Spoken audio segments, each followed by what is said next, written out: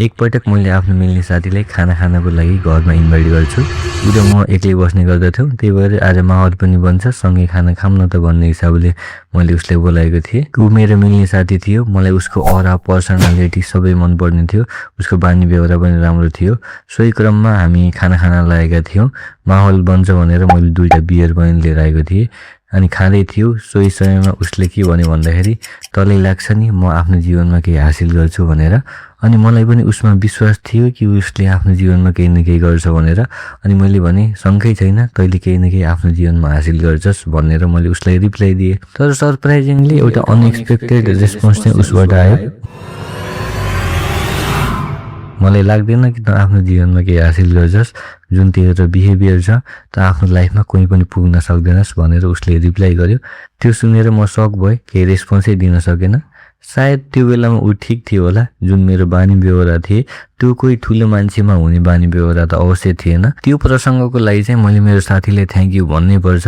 जति नै सुकै नराम्रो बानी भए पनि मेरो एउटा राम्रो बानी चाहिँ के थियो भन्दाखेरि मैले सेल्फ रियलाइजेसन गर्ने गर्दथेँ। मैले सोचेँ आफ्नो मिल्ने साथीले नै मलाई लाइफमा कोही पुग्दैनस् भनिसकेपछि मसँग केही कमी कमजोरी त पक्कै पनि छ भन्ने हिसाबले चाहिँ मैले आफ्नो बानीहरूलाई चाहिँ एनालाइसिस गर्न लागेँ। मलाई मिडियोकर लाइफ बाँच्नु थिएन। मैले आफ्नो जीवनमा केही न केही हासिल गर्न चाहन्थेँ। यदि त्यसको लागि आफ्नो बानी बेहोरा चेन्ज गर्नुपर्छ भने किन नगर्ने त भन्ने हिसाबले चाहिँ मैले आफ्नो रिफर्मेसन र ट्रान्सफर्मेसनको जर्नीलाई सुरु गर्न लागेँ। पुरै ट्रान्सफर्मेसन त भएको छैन, तर डे बाई डे इम्प्रुभ हुँदैछु। म आफ्नो लाइफको जर्नीमा के गरेर आज एउटा डिसिप्लिन लाइफतर्फ जाँदैछु त भन्ने हिसाबले यो भिडियो बनाइरहेको छु। नयाँ वर्ष 2083 आउँदैछ। मैले आफ्नो लाइफमा के त्यस्तो बानी र हेबिटहरू अपनाएँ जसको कारणले गर्दाखेरि आफ्नो जीवन रिफर्म गर्न र आफ्नो लाइफलाई डिसिप्लिनमा राख्न सकिरहेको छु भन्ने कुरामा रहेको छ यो भिडियो। म 8वटा इफेक्टिभ तरिका भन्न गइरहेको छु। यसमा कुनै रकेट साइन्स छैन, जो कहिले पनि बुझ्न सक्नुहुन्छ। यदि बुझ्नु भएन भने चाहिँ कमेन्ट गर्नु होला। म यो सम्बन्धी डिटेल भिडियो बनाउने छु। यदि पर्सनल मेसेज चाहिएको छ भने पनि इन्स्टाग्राममा गएर मेसेज गर्नु होला। ल लागौ अब हाम्रो ट्रान्सफर्मेसन जर्नीतर्फ। नम्बर 1, माइन्डलाई फ्री गर्ने। एउटा कम्प्युटरलाई देख्नुहुन्छ नि हजुरले, कहिले ऱ्याम र एसएसडी फुल हुँदै गयो भने चाहिँ त्यो कम्प्युटर ह्याङ हुन थाल्दछ।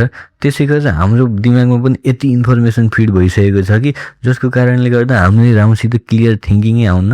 जति नै चेन्ज हुन चाहे पनि त्यो पुरानो हेबिटतर्फ फेरि फर्किने चान्स चाहिँ बढेर जान्छ। त्यसैले मैले फर्स्टमा अपनाएको मेथड चाहिँ मेडिटेसन थियो। यो माइन्डमा भएको क्लटर्ड इन्फर्मेसनहरू सबै निकालेर चाहिँ एउटा फ्रेस माइन्ड गराएर राम्रो इन्फर्मेसन हाल्दै यसलाई डिसिप्लिनमा राख्न सकिन्थ्यो कि भन्ने हिसाबले चाहिँ मैले यो सुरु गरेको थिएँ।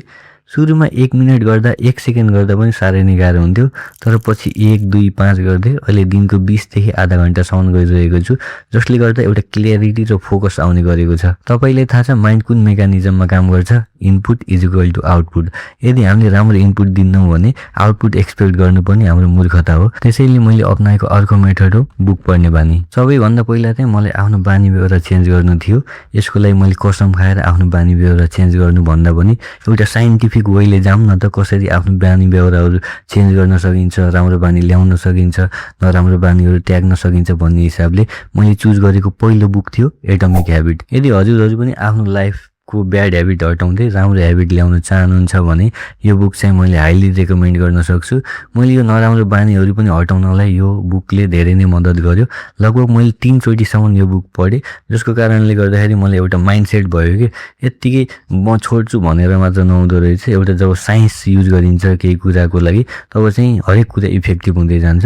एकचोटि ट्राई चाहिँ गर्नु होला। अघि मैले भने नि input is equal to output. त्यसैले डिस्ट्र्याक्सनहरूले हटाउँदै इनपुटमा चाहिँ ध्यान दिनु होला। त्यसैले सक्नुहुन्छ भने यो किताब पढ्ने बानीलाई चाहिँ आफ्नो प्रायोरिटी लिस्टमा चाहिँ अवश्य राख्नु होला। किताबको राम्रो पक्ष के हो भन्दाखेरि एउटा मान्छेले आफ्नो जीवनभर भोगेका कुराहरू चाहिँ पानाको शब्दमा लेखेको हुन्छ, जुन तपाईँले 15 दिन 1 महिनामा भ्याएर उसको सारा जीवनलाई चाहिँ आफ्नो रूपमा लिन सक्नुहुन्छ। उसले कसरी स्ट्रगल गर्यो, के कुरा जान्यो, हरेक कुराहरू चाहिँ तपाईँले लिन सक्नुहुन्छ। त्यसैले यो मौकालाई चाहिँ नछुटाउनु होला। डिस्ट्र्याक्सन इन्ड गर्दै आफ्नो इनपुटमा चाहिँ अवश्य ध्यान दिनु होला। यो कुरा याद राख्नु होला, सुरुमै गाह्रो किताबहरू चाहिँ पढ्ने कोसिस नगर्नु होला। आफूलाई मनपर्ने किताबहरू, उपन्यास, कथा, लभ स्टोरी जे मनपर्छ त्यसबाट सुरुवात गर्नु होला। सुरुमै इङ्ग्लिसै पढ्न पर्छ भन्ने छैन। हामीलाई मेन भनेको चाहिँ बानी बसाल्दै जाने हो, अनि पछि चाहिएका र पढ्ने किताबहरू पढ्दै जाने हो।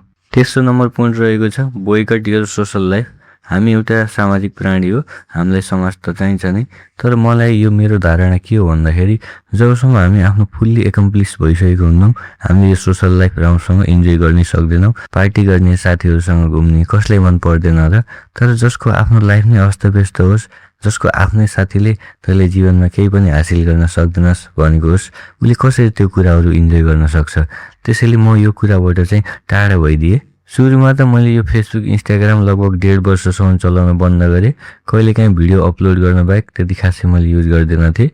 यो मैले भनेको थिएँ नि योभन्दा अघिल्लो भिडियोमा, सिस्टम बदलाउनु पर्छ, विल पावरले मात्र केही हुँदैन। अनि त्यसको लागि चाहिँ मैले एन्ड्रोइड मोबाइल चलाउन पनि बन्द गरेँ। एउटा नर्मल फोन लिएर हिँड्थेँ, यो किप्याडवाला। सुरुमा त विकली पार्टी हुने गर्दथ्यो, पछि मैले कम गरिसकेको थिएँ।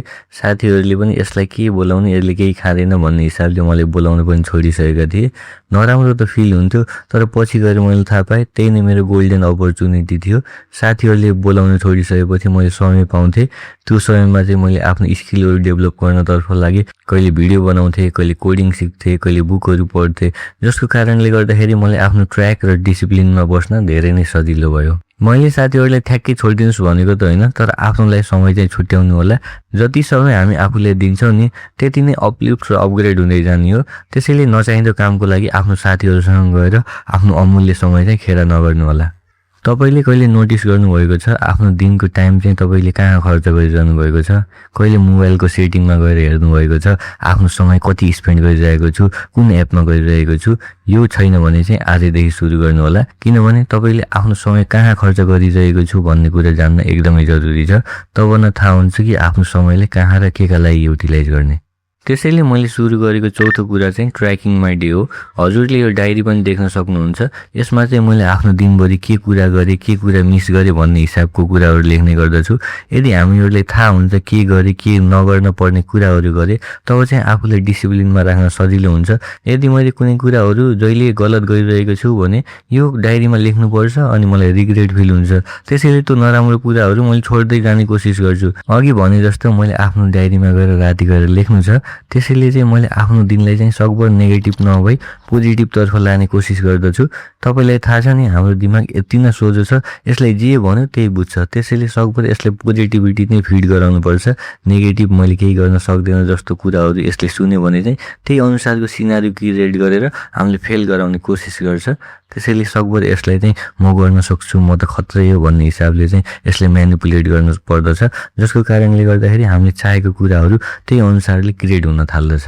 त्यसैले सक्नुहुन्छ भने यो एउटा राम्रो बानी हो, डायरी लेख्न सुरु चाहिँ अवश्य गर्नु होला। आफ्नो सेल्फ अडिट हुन्छ। तपाईलाई थाहा छ नि राम्रो राम्रो अर्गनाइजेसनहरूले राम्रो अडिट गरिरहेको हुन्छ।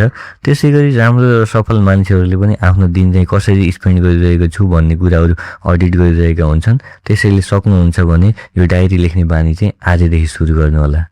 हजुरलाई थाहा छ नि हाम्रो दिमागको थट यति पावरफुल हुन्छ। यदि हामी केही कुरामा सोचिरह्यो भने नि त्यसको भित्री कुराहरू, भित्री आइडियाहरू निक्लिन थाल्दछ।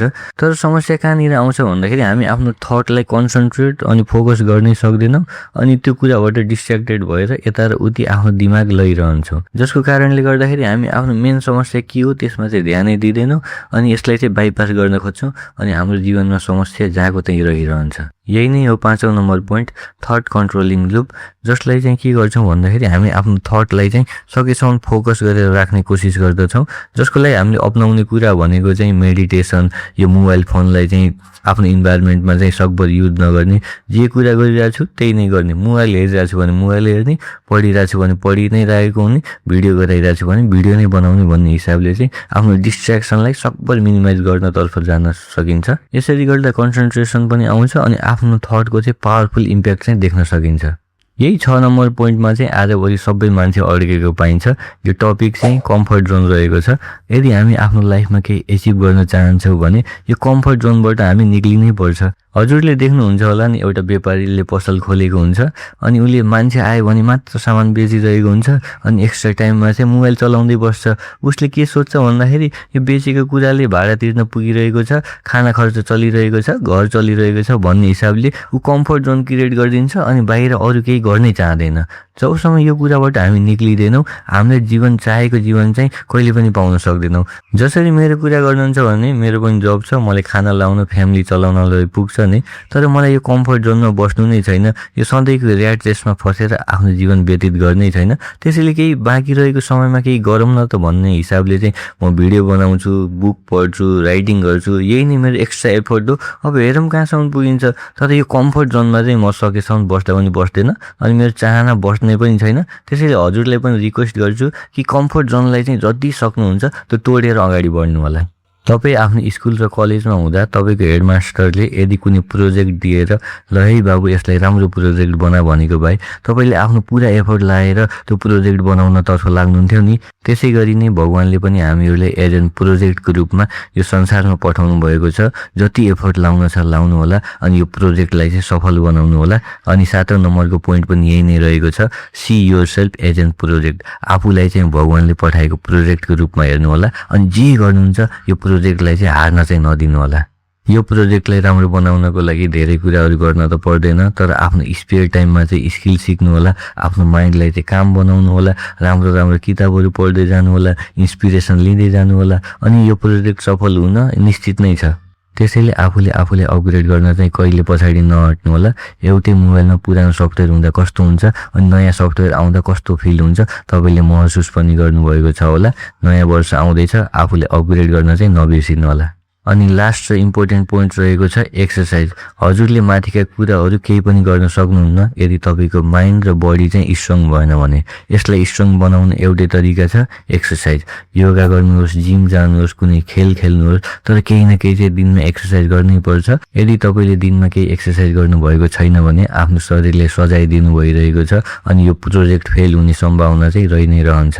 जब तपाईँको माइन्ड र शरीर हेल्दी हुन्छ तपाईँले इनर्जी र कन्फिडेन्स पाउनुहुन्छ अनि आफूले चाहेका कुराहरू हासिल गर्नतर्फ जानलाई धेरै नै सजिलो हुन्छ। त्यसैले दिनमा आधा घन्टा एक्सर्साइज गर्न चाहिँ नछुटाउनु होला। यसले धेरै नै बेनिफिट दिने गर्दछ। अनि जाँदै एउटा इन्ट्रेस्टिङ फ्याक्ट, 100% मान्छेले चाहिँ मैले केही गर्छु भनेर अगाडि बढ्छन् न्यू इयरमा, तर 5%ले मात्र त्यो एचिभ गर्न सकिरहेका हुन्छौँ। आशा छ अहिलेसम्म जसले हेरिरहनु भएको छ त्यो 5%मा पढ्नुहुन्छ। अनि जाँदै ह्याप्पी न्यू इयर 2083। मलाई थाहा छ हजुरले यो वर्ष आफ्नो जीवन अवश्य बदलिनुहुन्छ।